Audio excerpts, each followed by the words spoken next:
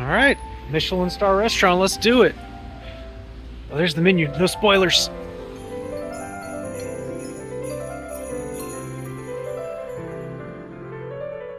Restaurant Amador is a 3-star Michelin restaurant built into an old wine cellar. There's only one seating per table a night, and you're gonna find out why. You walk past the kitchens on your way to the table, and you find that night's menu printed out and laid on the table. The first thing they bring are some warm towels on a bed of rocks over some dry ice, kind of a showy, fun way to start the meal. Just did the upgrade from 6 courses to 8 courses. This is the fancy menu. Got a little letter with a wax seal. Open. Yes, very smooth. Here's our dinner. Looks so good. The meal starts with some tapas, the first dish being a delicious spiced tea with a king crab and jalapeno kind of puff pastry. Even though it's tiny, it was absolutely delicious and crunchy and a great start to the meal. Following that is what was called a walk in the forest. It was like a mushroom and potato dish served on a hardened mushroom log thingy with caviar pastry alongside it. I'm not great with food descriptions.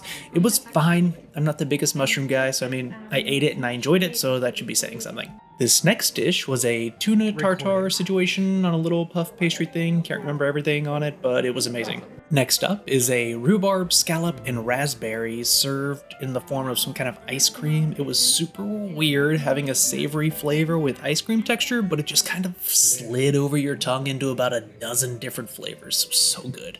And then everybody's favorite round, the bread. And the bread was so good. The sourdough was from Munich, and the butter was handcrafted, and it was some kind of special fancy olive oil. Oh, and this like chorizo ball to spread on the bread.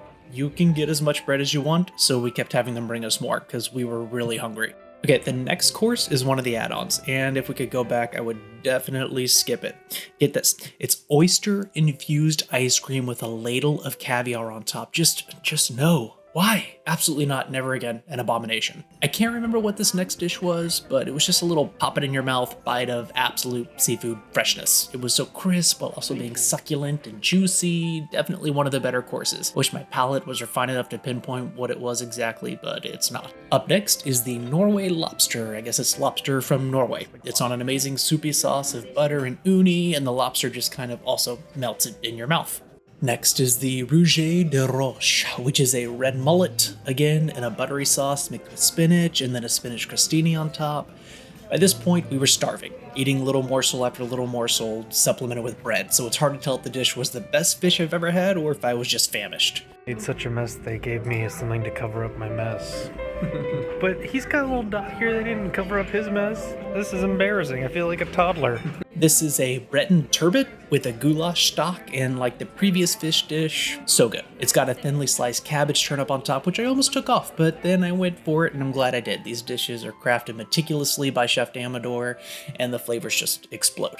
In a surprise twist, course 7 comes with a blackout.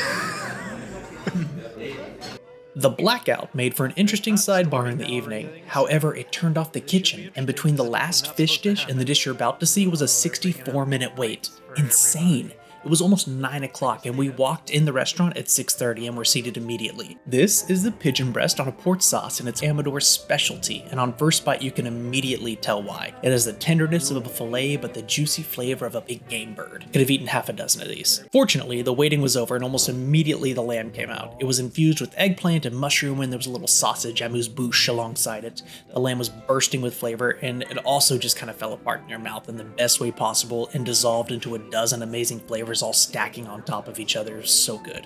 That was the end of the savory dishes, and this first dessert dish was a play on a gin and tonic. It was a cold dish that was infused with cantaloupe melon and bergamot and gin. It was very tart, and I think if you were a gin drinker, you would really like this dish. I am not, and I did not. 10,000 blood, 1,000 weight.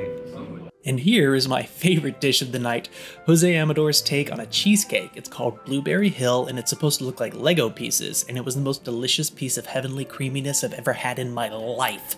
It held its consistency until the first bite, and then it dissolved into a delicious pudding-like texture that was just the perfect capper to the meal. I want to eat a huge piece of this every day of my life forever.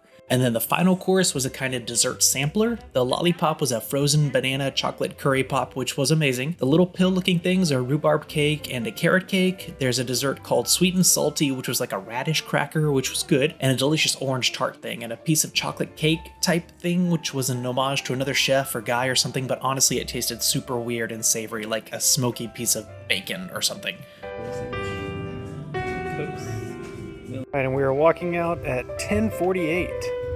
4 hours and 12 minutes. 15 dishes, yeah.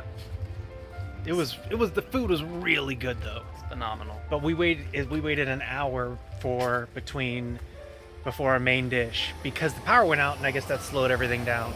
It's really expensive though, like super expensive. Like twice as much as Nobu.